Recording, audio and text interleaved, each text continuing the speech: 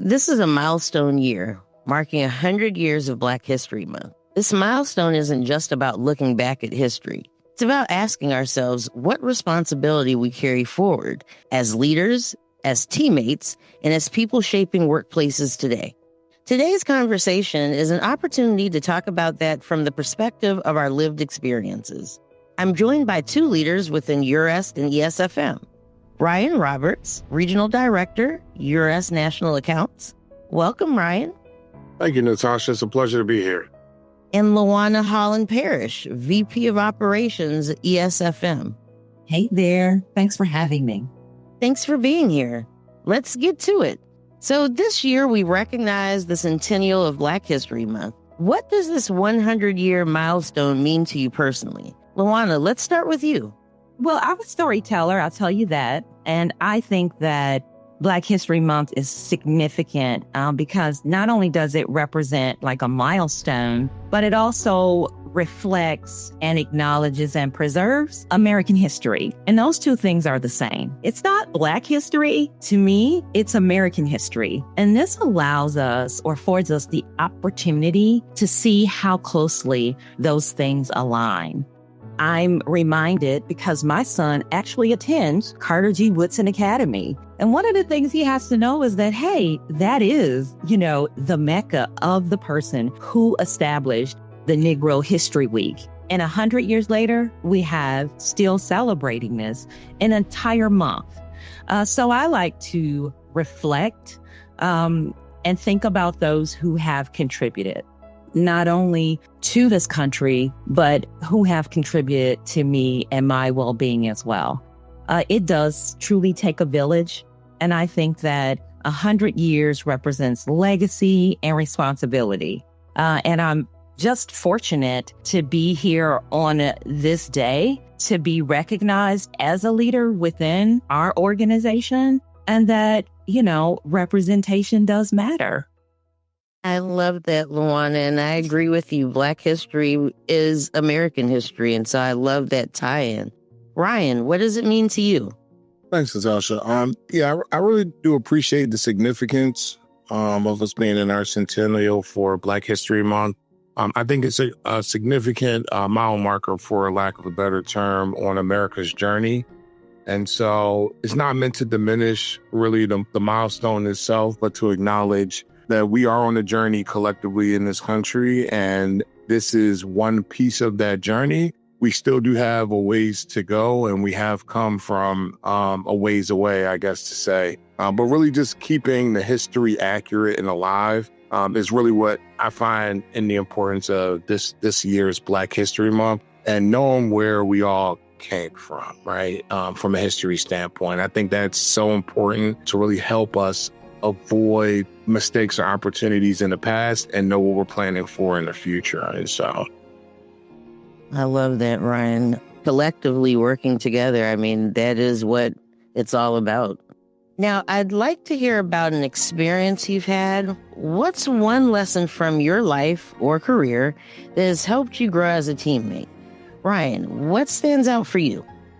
I would say an experience I had at a previous job where I worked with a young man named Marcus. And I've used Marcus as inspiration for me throughout my career, because Marcus was assigned to a role in a location where we had a lot of lights and noise and sounds. There were lots of games in this particular area that Marcus was working in. And Marcus's aunt had communicated with us that he was autistic, and there may be some special accommodations that are needed while he's working. And so we noticed that Marcus's ability and our expectation were very different during the course of him working initially for the restaurant. We couldn't really figure out where the disconnect was. And we would ask Marcus to go to this spot and be in his station, be at his spot. He would always wander, and he would go to the kitchen and help run food and do certain things in one specific area. And so I spoke with his aunt, kind of expressed where the opportunities were for us. And she said, he does have a sensitivity to lights and noise, that may be an opportunity for him going forward. And so we moved Marcus into a different section, quieter, not games, not many lights or sound. And he really flourished in his position. He went on to become a trainer and to really support a lot of other people in a similar role. And that was an eye-opening experience for me because it kind of taught me the importance of the root cause and really the power of problem solving and innovative solutions, right? And so as I went through that process, all of these things became available to me to use in my leadership, understanding Marcus's journey. And then to tie it all off, one of the things that really stood out for me was the point of inclusion and really the culture of diversity, right? And so understanding that and being able to empower that, I realized that Marcus may be different from me, but what he brought to the table was really his superpower when we were able to unlock it and understand what he was looking for. And so that was definitely an opportunity for me for growth. I go back to this restaurant occasionally and Marcus is still there. He's phenomenal, usually the employee of the month or something close to it. And so it's just really a proud moment in my leadership development to be able to pass that on to others and express the experience I have with Marcus. Ryan, I really love that story. It truly demonstrates what inclusion in the workplace should look like and how when we have it, we're able to support our team members. I'm glad that you were able to, see past what most may see and give Marcus an opportunity to really grow. And happy to hear that he's still at the restaurant doing his thing. So that's awesome. Luana, tell us about your experience. I think in maybe a little different direction than what Ryan's awesome story was about. I'll say that just being in the workplace and I guess coming from a place, earlier, I don't want to tell my age, but come from a place where you have to just barrel through it. Just, pull your bootstraps up and get through the day. So we're always living in a place where, hey, you have to be completely on, quote, your game to be successful, right? And we're not really stopping or pausing and thinking about what that does to people where, Ryan talked about, hey, we need to stop and understand we're still in a people game, right? It's all about our people. But I've always felt like, hey, just get it done. And so not pausing has taught me that there's people in the back that you just kind of left behind. So what I've learned in my career, just through sheer resilience and what I've just inherited just to be this tough person, is that you can combine that with leadership. You can still be this person that's strong, but yet you can still be this person that understands and can shape other individuals. So how I look at it is that I'm in a position where I can shape and make people's lives better or worse, right? So it looks at how I build teams. I'm a very, very hands-on person, and I never want anyone on my team lights to be dimmed. So it's how I mentor, and it's how I navigate through my successes and when I'm not so successful. But I do it in this transparent way now, in a way in confidence. So there's this quiet confidence that I've been able to tap into within my career so that I can acknowledge all people and just help them strive to be better. And I love that connection. I remember I put someone in a very, very uncomfortable position. We were at work and someone came, we weren't expecting it. And all of a sudden it was like, hey, all we have is this process and each other, and we have to get through the day. We were going through a major assessment. And as I looked at her and I'm looking at the things that we, a program that we just had to build, we literally got through the day because we built a solid process. And I just would never forget the day when she left and she said, that day has taught me so much that we may have not been prepared emotionally for what was about to happen. But through our work strategies and teamwork, we got through it and our company got through it. So I always kind of look back at that.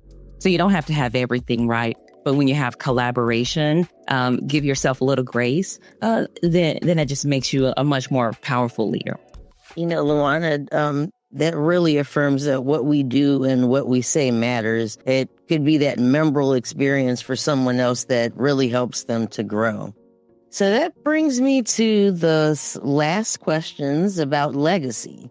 When you think about the next generation of team members, what kind of workplace do you hope they inherit? Luana, what does that look like for you? When I think about the people that are closest to me, young adults, and just how this world is evolving and moving so quickly, I would hope that people can walk into an environment where the leadership is reflected in just richness of the workforce and inclusion.